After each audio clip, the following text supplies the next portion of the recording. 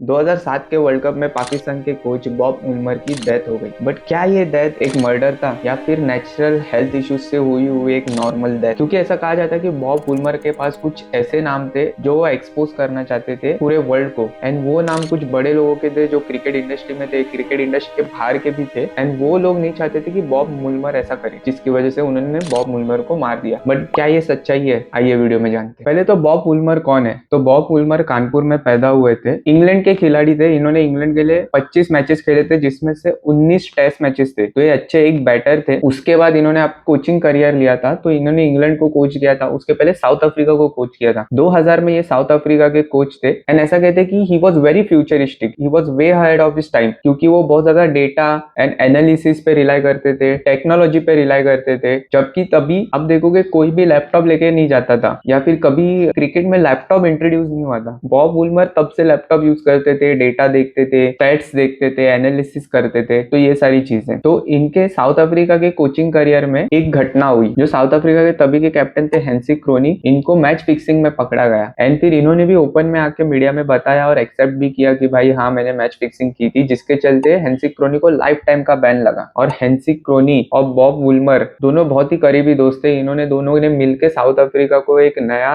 रूप दिया था। इन लोग टेस्ट मैचेस जीतते थे, फिर बाहर ऑस्ट्रेलिया में जाके ऑस्ट्रेलिया को हराना, फिर इंग्लैंड में जाके इंग्लैंड को हराना, तो ये सारी चीजें अच्छे से हो रही थी। बट जब हेंसी क्रोनी को मैच फिक्सिंग में पकड़ा गया तो बॉब वुलमर बहुत हर्ट हो गए, एंड उन्होंने भी स्टेप डाउन किया as a South Africa coach, and फिर वो आके पाकिस्तान का कोच बने, पाकिस्तान की टीम को ज्वाइन किया। ये हेंसी क्रोनी और बॉब वुलमर की जो मैंने अभी आपको बताई जोड़ी, और फिर जो हेंसी क्रोनी की मैच फिक्सिंग थी, ये याद रखना क्योंकि वीडियो में आगे कनेक्ट होने वाले हैं डॉट्स। फिर आता है 2007 का ओडिया वर्ल्ड कप। पाकिस्तान के ग्रुप में नेदरलैंड, जिम्बाब्वे और वेस्ट इंडीज थी। पहली मैच वेस्ट इंडीज की थी, जिसके साथ पाकिस्तान हार गए थे। बट वो ठीक था, क्योंकि पाकिस्तान को लगा था कि बाकी के जो दो मैचेस है वो छोटी टीम से है। आयरलैंड तो अपना पहला वर्ल्ड कप ही खेल रही थी, तो उन्हें तो हम लोग इजीली हरा देंगे। जिम्बाब्वे और आयरलैंड फेयरली इजी मैचेस थे। बट ये कहानी का पूरा स्टार्ट होता है जब पाकिस्तान हारती है आयरलैंड के साथ। आयरलैंड जो अपना पहला वर्ल्ड कप खेलती रहती है, अपना पहला मैच वर्ल्ड कप का, वो हरा देती है पाकिस्तान को। नेशनल ह्यूमिलेशन होता है, पाकिस्तान के प्लेयर्स को बहुत ज्यादा क्रिटिसाइज किया जाता है, पाकिस्तान के कैप्टन को नेशनल ह्यूमिलेशन होती है कि एक छोटी टीम एक बड़ी टीम को हरा गई, वो भी वर्ल्ड कप की मैच में, जिसके चलते पाकिस्तान बाहर हो जाती है अभी वर्ल्ड कप से। तो एक छोटी टीम ने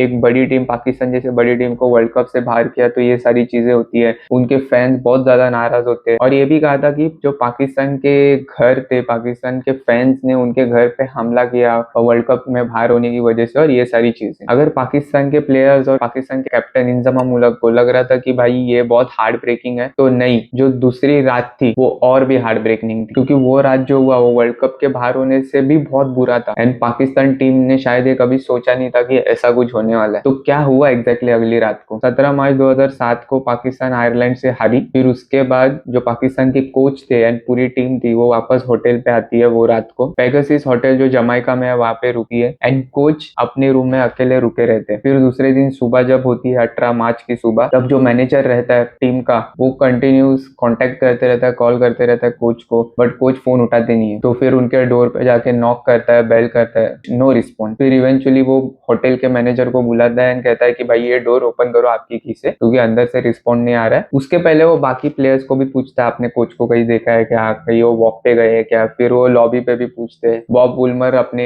रूम से निकले थे, कहीं गए हैं क्या, तो सब लोग बोलते हैं कि नहीं, हमने तो देखा नहीं है। तो फिर इवेंचुअली आता है कि उन्हें होटल की से वो रूम ओपन करना ही पड़ता है, एंड फिर जब वो होटल की से रूम ओपन करते हैं, और वो जो देखते हैं वो बहुत ही शॉकिंग रहता है, क्योंकि बॉब वुलमर बाथरूम में जमीन पे पड़े रहते हैं अनकॉन्शियसली। तो फिर जो भी आजू बाजू में रहते हैं होटल के, वो कोशिश करते हैं उनको उठाने की, देखते हैं कि वो रिस्पॉन्ड कर रहे हैं नहीं कर रहे, बट वो बिल्कुल भी रिस्पॉन्ड नहीं करते, और तुरंत उनको ले जाया जाता है हॉस्पिटल में। एंड फिर जब हॉस्पिटल में वो जाते हैं, वहां पे वो डेथ डिक्लेयर किया जाता है। ऐसा कहा जाता है कि वो हॉस्पिटल पहुंचने के पहले ही उन्होंने अपनी सांसें छोड़ दी थी। और ये भी था कि जब वो होटल में अनकॉन्शियसली पाए जाते हैं, तो वहां पे कुछ खून था क्या, तो there was no sign of bleeding, there was no sign of room being messy. तो ऐसा भी लग नहीं रहा था कि कुछ हुआ है रूम में। फिर तुरंत इन्वेस्टिगेशन शुरू हो जाती है कि क्या हुआ था, क्या रीजन है एक्चुअली। सो डॉक्टर एर शेशाई, जो इंडिया से गए थे जमाइका में काम करने के लिए, वो फॉरेंसिक रिपोर्ट निकालते हैं। याद रखना कि ये डॉक्टर इंडिया से गए थे, आगे ये भी वीडियो में कनेक्ट होगा। तो वो फॉरेंसिक रिपोर्ट निकालते हैं और पोस्टमार्टम करते हैं पूरे बॉडी का, एंड कंक्लूड होता है कि बॉब वुलमर की जो हॉयर्ड कोन है, जो ये यू वाली बूंद रहती है, वो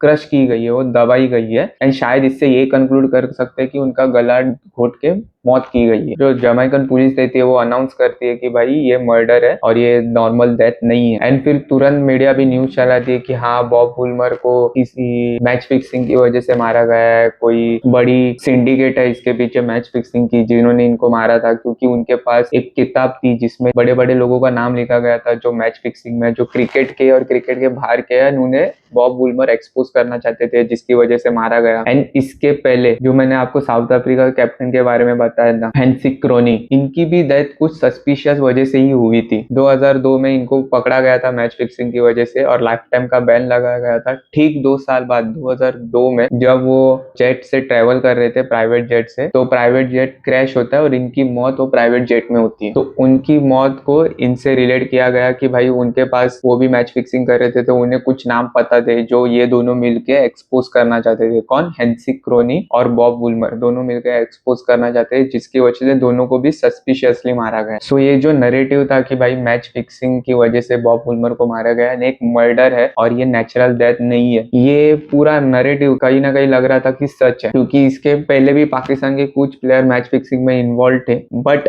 ये स्पेसिफिक डेथ या फिर ये जो हार थी, इसमें कुछ मैच फिक्सिंग का इन्वॉल्वमेंट था क्या? क्योंकि आयरलैंड जैसी टीम जो बहुत छोटी टीम है और वो पाकिस्तान जैसे स्ट्रॉन्ग टीम को वर्ल्ड कप से बाहर करती है, वर्ल्ड कप की मैच हराती है, तो लोगों को नेचुरली लग रहा था कि हाँ यार, ये मैच फिक्सिंग का एंगल है। And everybody start into buying that theory. क्योंकि आप सोचो ना, कल मैच हार रही है आयरलैंड के साथ पाकिस्तान, और दूसरे ही दिन वो रात को कोच की डेथ हो रही है, एंड अपने रूम में एक बंद कमरे में कोच की डेथ हो रही है, ना किसी ने देखा क्या रीजन है, ना कुछ। एंड फॉरेंसिक रिपोर्ट कह रही है कि भाई उनका जो यू बोन है वो टूटा हुआ है, वो क्रश हुआ गया है, तो लोग उससे क्या कंक्लूड कर सकते हैं। बट बात यहाँ तक नहीं रुकी, जमैका पुलिस ने वापस री इन्वेस्टिगेट की कि अगर ये मर्डर है तो हमें कुछ ना कुछ प्रूफ मिलना पड़ेगा to conclude this is an murder. तो उन्होंने कैमराज चेक किए, होटल्स के कैमराज चेक किए, जो होटल जो रोड पे, वो रोड के कैमरा चेक किए, होटल में जितने भी स्टाफ है, मैनेजर है, सबको इंटरोगेट किया, फिर पाकिस्तान के जितने भी प्लेयर्स है सबको इंटरोगेट किया, एंड उसके बाद पाकिस्तान के मैनेजर एंड जो असिस्टेंट कोच थे, इनका पासपोर्ट सीज किया है, इनको रुकाया गया है और एक एक्स्ट्रा दिन के लिए। इंजमाम उलक जो तभी के कैप्टन थे, फिर मुस्तक अहमद असिस्टेंट कोच और ताला अली जो मैनेजर थे पाकिस्तान टीम के, इनको तीनों को रुकाया गया, इनके पासपोर्ट सीज किए गए और इन्होंने भी अच्छे से कॉपरेट किया, हर एक चीज का जवाब दिया जमैका पुलिस को। फिर पूरी इन्वेस्टिगेशन 1 महीने चली और पूरी इन्वेस्टिगेशन होने के बाद जमैका पुलिस को कुछ भी सबूत नहीं मिला जिससे कंक्लूड कर सकते कि ये इधर मर्डर हुआ है। ना कैमरा फुटेज से, ना फोन के कॉल रिकॉर्डिंग से, ना फोन के कॉल हिस्ट्री से कुछ भी चीज नहीं मिली। तो जिसके बाद जमैका पुलिस ने जमैका गवर्नमेंट में रिपोर्ट सबमिट की कि भाई ये डेथ हो सकती है और ये रिकंसिडर किया जाए, शायद ये मर्डर नहीं है। तो जमैका गवर्नमेंट ने वापस ये चीज रिकंसिडर की और इस टाइम उन्होंने वापस फॉरेंसिक री एग्जामिन किया, वापस पोस्टमार्टम किया। बट ये टाइम उन्होंने 3 स्पेशलिस्ट बुलाए अलग अलग कंट्री से, साउथ अफ्रीका से एक आया था, कनाडा से एक आया था एंड यूके से एक आया था। फिर वापस से पूरी बॉडी एग्जामिन हुई, स्कैन्स निकाले, एक्सरेज हुए, बहुत सारे टेस्ट हुए और ये पूरी चीज 3 महीने के लिए चली। और 3 महीने बाद जो रिपोर्ट आया वो और भी शॉकिंग था। रिपोर्ट में समझ में आया कि जो उनके नेक पे जो स्कार था, जो निशान बना था, वो एक्चुअली स्किन डिजीज की वजह से बना था, स्किन की इशू की वजह से बना था और वो किसी के मारने की वजह से नहीं था। एंड दूसरा, फिर उन्होंने ये भी देखा कि पहले एग्जामिन में जो डिटेक्ट हुआ था कि उनके नेक की बोन टूट गई है, क्रैक हो गई है, वैसा बिल्कुल कुछ भी नहीं था, उनकी नेक की बोन सही थी। एंड बॉब वुलमर के डेथ का कारण बताया हार्ट इशू, कि भाई उनका हार्ट बड़ा था एंड उनके हार्ट सही से पंप नहीं हो रहा था, उनको डायबिटीज का इशू था, उनको बीपी का इशू था,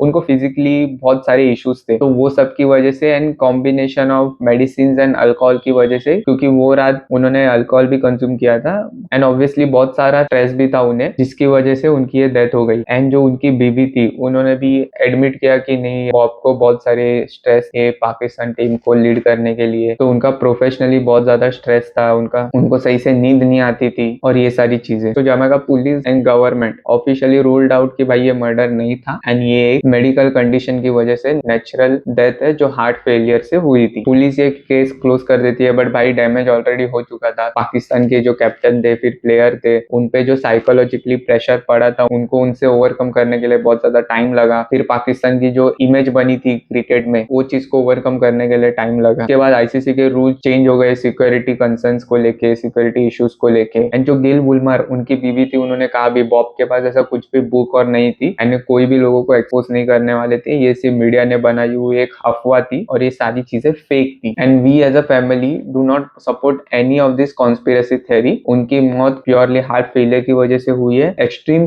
स्ट्रेस की वजह से हुई है, जो कि हम जानते हैं कि उनको हार्ट फेलियर था, उनको स्ट्रेस था एंड मेडिकल इश्यूज उनके थे, तो मेडिसिन की वजह से उनकी मौत हुई है। एंड गिल जो उनकी वाइफ है, उन्होंने ये भी कहा था बॉब जो थे वो अपने पीयर से लेके कई आगे थे, वो फ्यूचरिस्टिक थे। क्योंकि जब मुझसे बात करते थे वो कहते थे कि क्रिकेट में कोई डेटा नहीं एनालाइज कर रहा है, कोई मैट्रिक्स नहीं पढ़ रहा है, कोई इंसाइट नहीं देख रहा है। एंड वो ये सब चीजें तभी से फॉलो करते थे, तभी इसका नाम भी नहीं था। एंड वो चाहती थी कि बॉब मुल्मर को वो सारी चीजों के लिए याद रखे, ना ही कोई कॉन्स्पिरेसी या फिर कोई स्कैंडल के लिए याद रखे। सो या भाई दैट्स इट, ये था वीडियो। अगर पसंद आया तो लाइक कीजिए, शेयर कीजिए एंड कमेंट करके बताइए वीडियो कैसा लगा आपको। प्लीज चैनल को सब्सक्राइब कीजिए भाई। See you in the next video.